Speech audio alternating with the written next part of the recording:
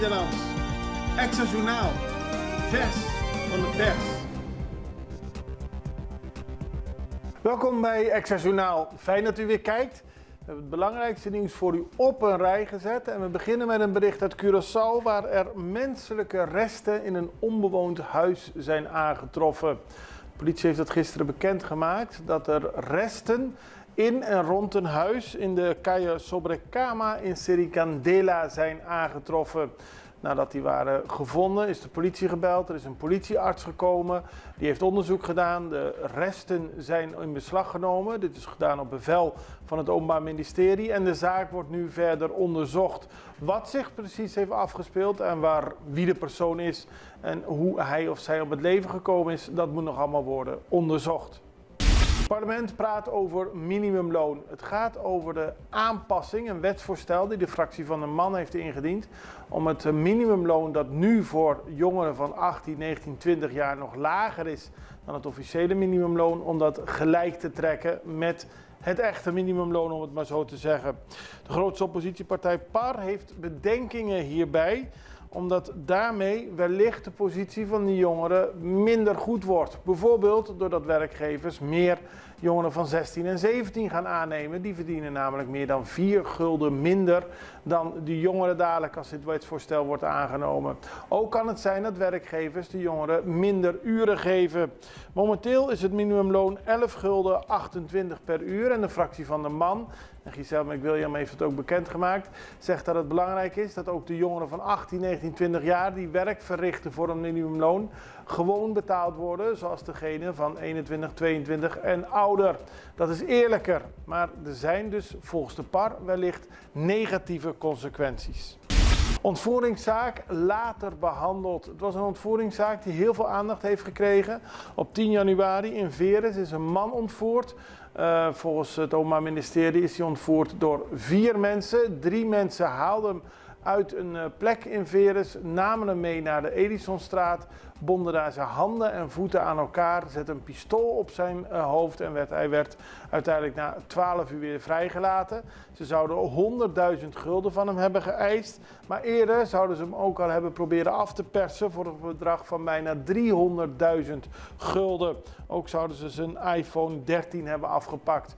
Er moet nog meer onderzoek worden gedaan, onder meer naar het slachtoffer, omdat hij later weer is aangehouden in verband met een drugszaak, voordat de zaak behandeld kan worden, zo heeft gisteren de rechter bepaald. En dat gebeurt nu naar alle waarschijnlijkheid in september. Laat experts brandstof controleren. We hadden vorig jaar een uitgebreide discussie over de kwaliteit van de brandstof en of dat in alle gevallen gunstig was voor de auto's hier op Curaçao.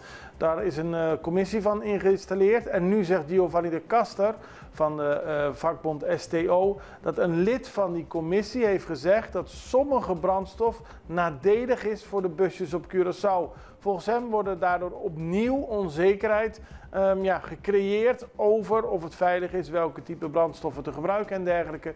Dus hij doet een oproep aan de minister om een buitenlandse experts in te laten vliegen, om voor eens en voor altijd controles uit te voeren en duidelijkheid te geven of sommige brandstof die wij importeren slechter is voor de motoren van de auto's hier dan andere brandstof. Meer interesse voor Horecaf. Dat is een bericht van Kenneth Valpoort van vakbond Horecaf.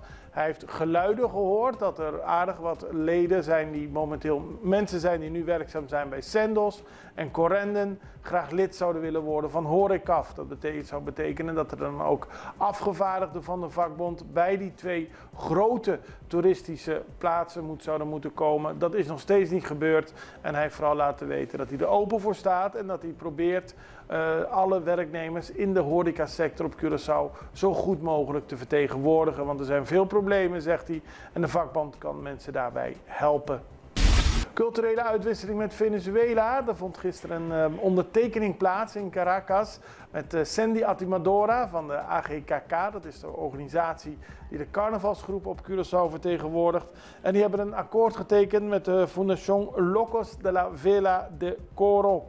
Dat is een organisatie die Curaçao zou kunnen helpen in uitwisseling over verbetering van technische constructies, als we het hebben over het vieren van carnaval, materialen, kennis, maar bijvoorbeeld ook goedkopere stoffen van betere kwaliteit. Alles om het carnaval op Curaçao beter te maken en de kennis van Curaçao naar Venezuela uit te vaardigen, zodat daar ook de optochten van een hoger niveau kunnen worden.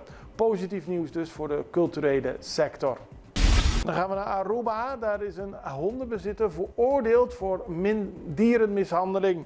Het gaat over Alberto Groeneveld. De zaak kreeg begin dit jaar heel veel aandacht. Groeneveld is een bekende naam in de Arubaanse samenleving. Hij is later ook uit een politieke partij gezet vanwege het feit dat dierenliefhebbers die zagen dat er bij zijn huis een hond, die is later Kaleshi gedoopt, zwaar mishandeld werd. De hond zat veel te lang vast aan een ketting. Toen de dierenactivisten de hond hebben vrijgehaald, is hij kort daarna als gevolg van de mishandelingen overleden. En de rechter heeft gisteren bepaald dat daadwerkelijk is bewezen dat Groeneveld zijn beest lange tijd zonder zorg, water, voedsel en schaduw heeft achtergelaten. De mishandeling en daardoor uiteindelijk de dood tot gevolg heeft ertoe geleid dat Groeneveld is veroordeeld tot 60 uur gemeenschapswerk en een boete van 750 gulden. Hij heeft aangegeven niet in hoger beroep te gaan en meteen de boete te betalen en het gemeenschapswerk te gaan doen. Naar aanleiding van deze situatie is er op Aruba een hele discussie ontstaan over dierenmishandeling, de wijze waarop mensen met dieren omgaan en wellicht de introductie van zwaardere straffen. We gaan even over naar een break. We zijn zo bij u terug. Extra in Nederland. Van Amsterdam tot Arnhem, van Groningen tot Maastricht, Extra is erbij. Volg Extra Digitaal en blijf op de hoogte van de belangrijkste ontwikkelingen in Nederland. Extra Digitaal is te zien op verschillende platforms en kanalen zoals WhatsApp, YouTube, Facebook, Instagram en ook TikTok. Wilt u ons op de hoogte brengen van een evenement of iets doorgeven? Neem contact op via WhatsApp, e-mail, Facebook of bel gewoon 06 1364 2945. Volg of abonneer je op Extra Digitaal. Klik aan en volg ons.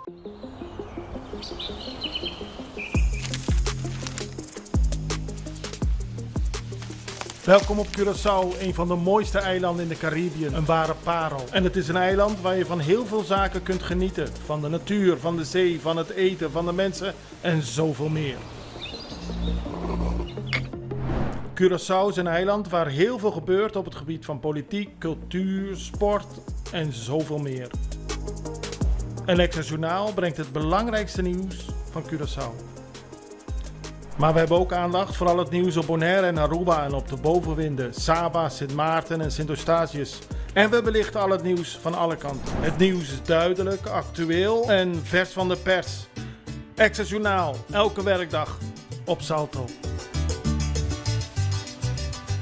Op Curaçao zijn we de hele dag bezig met het maken van Extra Journaal. Volg ons op je favoriete Amsterdamse zender, Tauro.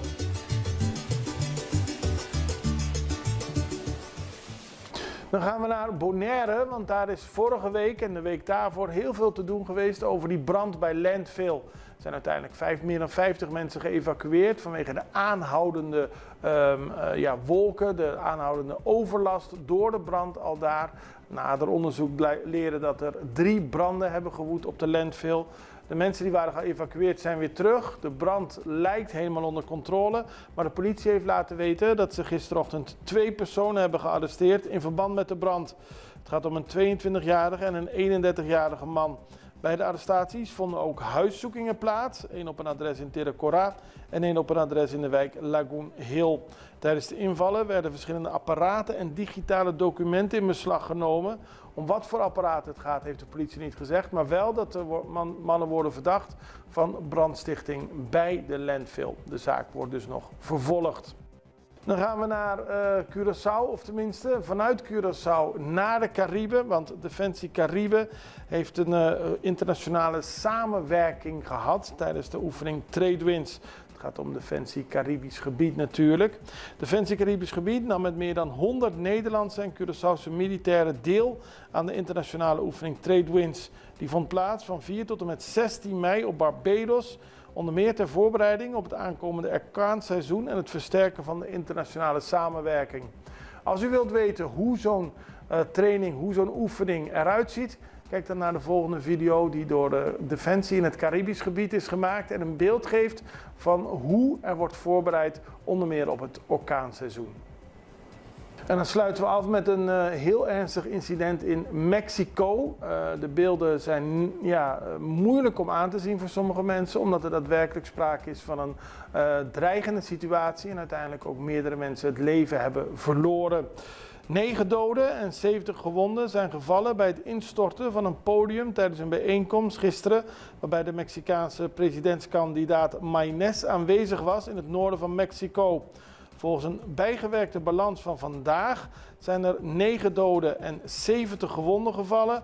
En er worden op sociale media beelden vertoond van het moment waarop de torens die het podium ondersteunden instorten door een windvlaag. En een gigantisch scherm op het podium valt waar de presidentskandidaat en andere kandidaten van de partij Movimiento Ciudadano stonden. Het ongeval vond plaats in de stad San Pedro Garza. En dat is onderdeel van Nuevo León.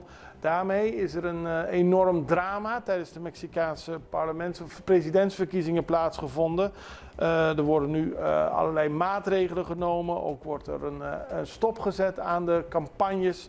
Want dit heeft natuurlijk heel veel commotie teweeggebracht. De mensen gingen naar een presidentscampagne en door een menselijke fout, zo lijkt het nu, door een constructiefout zijn er mensen omgekomen en heel veel gewond geraakt. Daarmee zijn we aan het einde gekomen van Access Journaal. Morgen zijn we er weer met meer nieuws zoals u van ons gewend bent. Van Curaçao, Aruba, Bonaire, de bovenwinden en alles wat er zich afspeelt in de regio. Ik hoop dat u dan weer kijkt. Tot ziens. Dag.